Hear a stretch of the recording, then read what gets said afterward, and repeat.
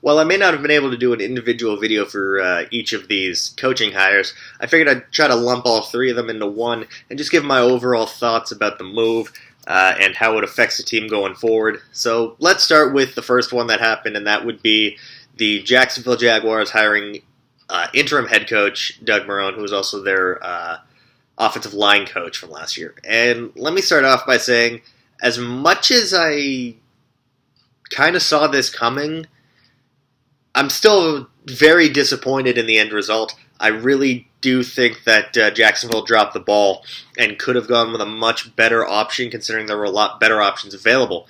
Look at the names we've been seeing connected to pretty much every head coaching vacancy. Anthony Lynn, who, albeit only has less than a year experience as a offensive coordinator and 2 games as an interim head coach. The thing is, he still had probably the most upside. He'd been getting interviews for head coaching jobs for 2 years already. Kyle Shanahan, who has been an offensive coordinator for like 7 years, I think. 6 or 7 years. Led the best offense in the NFL this year. And then you look at the defensive coaches. Terrell Austin, Vance Joseph, Sean McDermott, more on him in a minute. Matt Patricia, like, you could have had your pick of any of these guys. You're the first team to do to hire a head coach. I know Matt Patricia you can't sign yet because his season is still going on, but you could have picked any of these other coordinators and you stay in house. And it boils down to what I mentioned when I ranked these. Coaching vacancies, which was it depended on how much you wanted to put your faith in Blake Bortles. And I mentioned in that video that if you didn't want to have Blake Bortles as your quarterback, don't bother going to Jacksonville, because they're so gung-ho on trying to turn around Blake Bortles and try to show that he can be a franchise quarterback when he's proven after 3 years that he isn't, that they got their head in the sand. They kept their head in the sand and went, well, let's keep Doug. Now, Doug Marrone did have a winning season in Buffalo. Not many can say that in the last couple of years. Buffalo's been a wasteland since the 1999 season. I hadn't even started watching football the last time they made the playoffs. I was 3 years old the last time they made the playoffs. Sorry, 4 years old. Now, the thing is, as bad as the idea of Doug Marrone coaching is, I get it. Like I said, they want to stick with Bortles. The problem is, when are they going to realize that Blake Bortles just isn't the guy? Is it going to be next year and then they fire Doug Marrone anyways? Or are they going to keep him going for the length of his rookie contract? Second, let's go to the Buffalo Bills and Sean McDermott. Now, Sean McDermott led one of the best defenses in the league, not this past year, but the year before. Made Josh Norman a household name, got consistent pressure on the quarterback. This year, it kind of tapered off quite a bit. Norman not being there really exposed some of the weaknesses on that team. Luke Kuechly was out for most of the year. Kiki Short took a step back. Charles Johnson, started showing the signs of aging. Like I said, having 2 rookies starting in the secondary, that's going to show some weaknesses. Not having your star linebacker. There wasn't really a lot that McDermott could do to hide those weaknesses and insufficiency as far as depth. But he still, if you look back at the defense from 2 years ago, that was one of the best defenses in the league. And Buffalo has a really good defensive unit, good defensive core. Jerry Hughes, Kyle Williams, Marcel Darius, Preston Brown, Zach Brown. And then, the secondary is not the best, but you've got Ronald Darby on one side. He can make Ronald Darby a superstar. He did it with Norman. And one could argue that Ronald Darby has more potential than Josh Norman. One could. I'm not saying one should. I like the move, and I'll tell you why. I actually thought that McDermott was going to capitalize and get a head coaching job last year. In fact, I wanted him for my Philadelphia Eagles. It just didn't work out that way, and I was a little surprised that his name wasn't getting a lot of buzz until his name came up for, I believe, the Chargers and the Bills.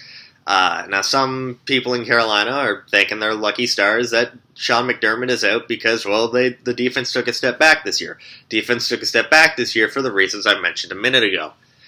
Now, bringing with him, he's bringing in Mike McCoy, the former San Diego Chargers head coach, as his offensive coordinator. Now, I like that move. I'm assuming they're going to get their own quarterback this year. I don't know how that would work with Tyrod Taylor and Mike McCoy, who's always worked with a pocket passer. It wouldn't make a lot of sense. And they're going to run a 4-3. He hasn't announced who his defensive coordinator is. That makes a lot of sense. It basically, the moves he's made as far as his coaching staff, they really correlate with what Buffalo's built for. And let me just say this. I mean, McDermott kind of caught a lot of flack, and he did get fired from Philadelphia as a defensive coordinator years back, but he's also an understudy of one of the best defensive minds ever in Jim Johnson. Now, some of that has rubbed off, and you can see that he has the capability of leading a top-level defense. How he's able to translate that into being a top-level coach, I don't know, but it's a good move going forward. Maybe he's the coach that can finally get the Bills in the playoffs. So, forgot to grade the Jacksonville Jaguars head coach signing of Doug Marrone. I'll give that a C-. I'm going to give the Bills a solid B for McDermott.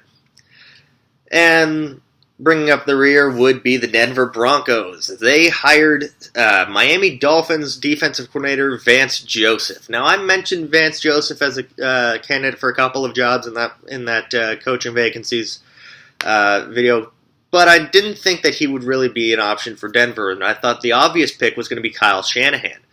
A Shanahan coaching in Denver again, what are the odds? I mean, it worked out. It would make so much sense, but I think Denver kind of really dropped the ball on this in a way. And I know some people think that this is a really good hire. I don't think this is a really good hire. This is a case where the Broncos, a couple years ago, when they hired Gary Kubiak, wanted to bring in Vance Joseph as their defensive coordinator, and then Cincinnati, because he was there as a defensive backs coach, blocked the move. So they quote-unquote settled for Wade Phillips, who ended up leading the best defense in the league last year and helping them win a Super Bowl purely on the strength of their defense. Vance Joseph led a defense this year in Miami that was ranked 28th. 28th. I think part of the reason they made the playoffs, part of the reason that he got the job was merely because he was a coordinator on a playoff team. The defense in Miami was not overly strong, and they had just gotten spanked by the fucking Steelers in the playoffs. They got spanked. Their defensive backs, by the way, Vance Joseph is a former defensive back in the NFL and a defensive back specialist, could not cover Antonio Brown whatsoever. 200 yards for Antonio Brown in a playoff game, and you hire that guy as your head coach? That's a really bad move, especially considering you could have probably waited a week or two, because who knows with the Falcons? I mean, they could be in the Super Bowl, they could be out next week. Who knows? But you could wait and get Kyle Shanahan, who's proven over the last couple of years that he is an NFL coach candidate, and he's a damn good one. You could have gotten him, and you decided to pull back because you wanted to stick it to Mike Brown for blocking you on for letting him as your defensive coordinator 2 years ago, and not to mention he's already decided that no, Wade Phillips won't be back. So you've now gone to a situation where you don't have the one guy that is the sole reason you fucking won the Super Bowl 2 years ago. So I really hope that John Elway knows what the hell he's doing, and I'm sure he does, because I know a lot of people gave him shit when he hired Gary Kubiak, and that ended up getting them a Super Bowl in his first year. Vance Joseph will not get you a Super Bowl. Vance Joseph has 1 year experience as a defensive coordinator. You want to know why Anthony Lynn has really not caught on with any of the teams he's interviewed with? Lack of experience.